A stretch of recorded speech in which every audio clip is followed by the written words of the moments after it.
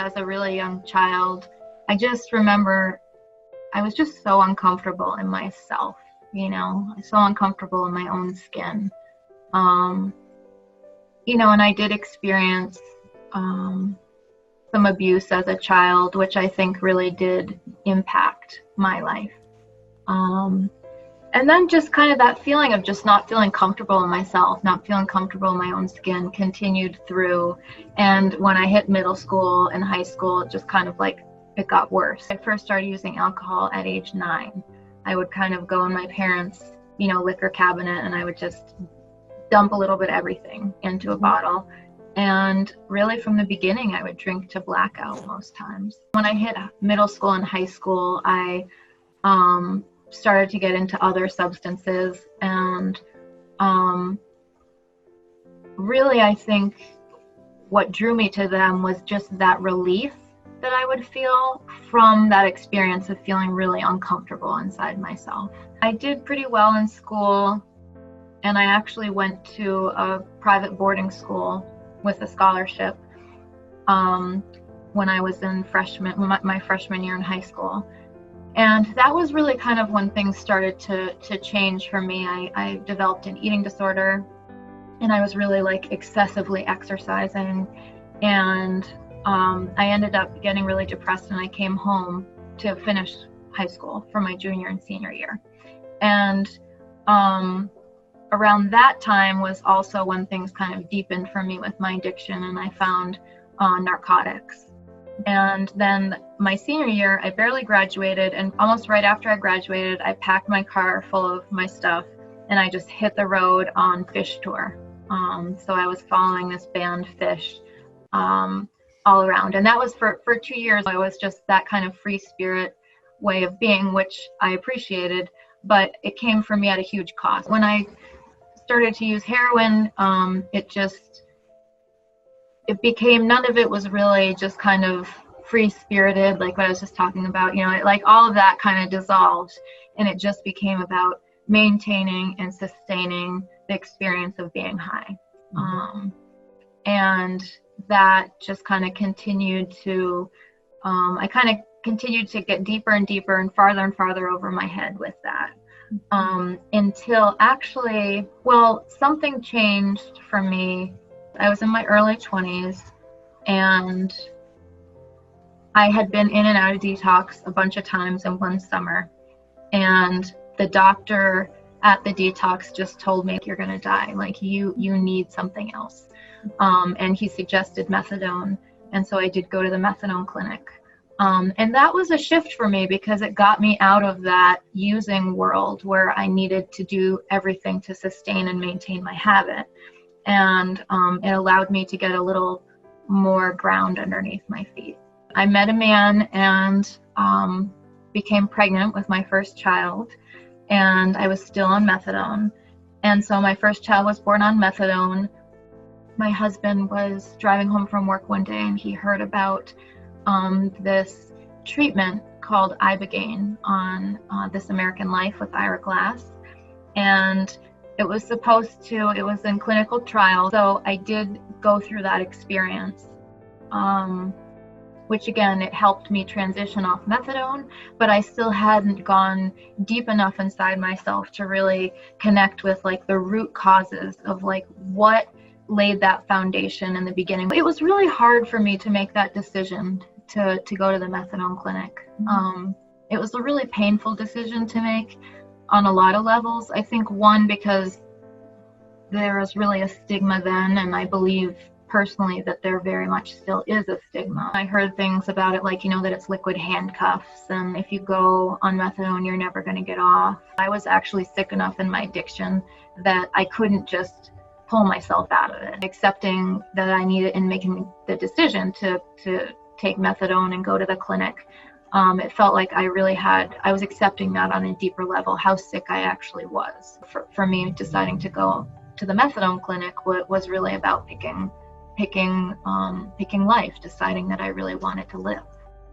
What was your experience being pregnant on MAT?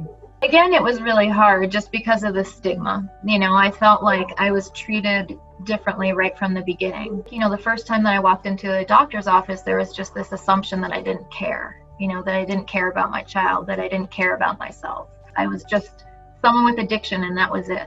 This pregnancy wasn't planned. I really wanted to have this baby, and which was hard because a lot of people in my life, a lot of people I was close to seemed to just not even entertain the possibility of me having a baby. I think for the first time in my life, I felt a sense of purpose that I had never experienced before. And I had this drive to really care for myself in a different way. And actually my life kind of became all about being pregnant. I just really was so excited to have him. I do think methadone kept me alive. I really had this desire to get off of it. I wanted, something different. So my husband heard about this on This American Life about ibogaine. Some weeks after that, I was on a plane to Mexico. And yeah, ibogaine, it's a hallucinogenic, so they don't allow it here. It was an incredibly meaningful experience for me. It really, and it did help me transition. It actually did help me get off of methadone. Not very easily, and it was still a very uncomfortable experience physically. But I did get off of it. But what I found after is and I believe very much, is that there just is no such thing as a silver bullet. There wasn't for me. There's never in my journey been just this one thing that I would just take or do that was just going to solve everything. And what was there was that same restlessness and discomfort inside myself that I had felt ever since I can imagine. I had to learn how to live with that. I had some setbacks, which were really hard. And then I went to treatment, and I was away for 8.5 months from my son.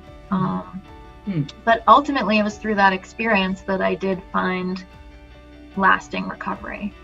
I have a degree of peace and comfort inside myself that I just really never, ever, ever, ever would have thought could have been possible for somebody like myself. I love how Lisa Silverman says it. She says that she has this eclectic approach to recovery, and that resonates with me because I have a similar type of recovery where really this December will be my 13th year anniversary, December 28th. My recovery is this evolving experience where I have many, many different tools and many different practices and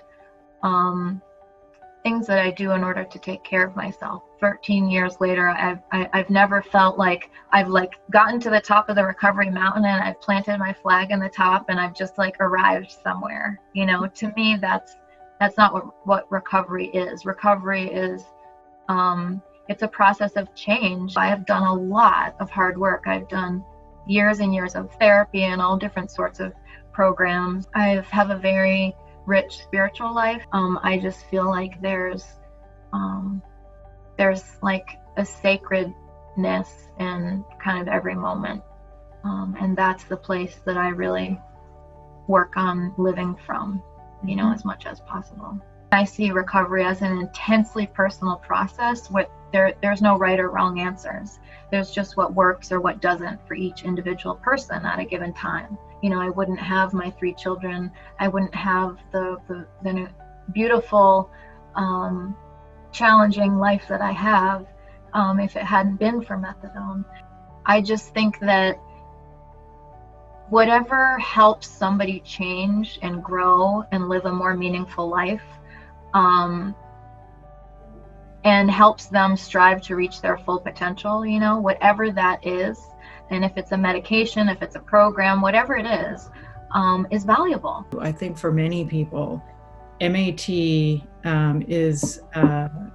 it keeps them above ground. It keeps them in their families. It keeps them functioning. It keeps them at work over a long period of time. It's just so incredibly important not to shame people because they do, that does keep them from getting better. It seems like there's just these floodgates of judgment that kind of get unleashed on people. If you're somebody who takes medication, for years in order to support your recovery, that's real recovery. That's valuable. If it helps you engage in a process of meaningful change in your life, if it helps you, grow in meaningful ways, if it helps you show up to your life so you can be there both for yourself first and then for others, like, that is such an incredible gift. And it's so important that we recognize that within our community as valid recovery.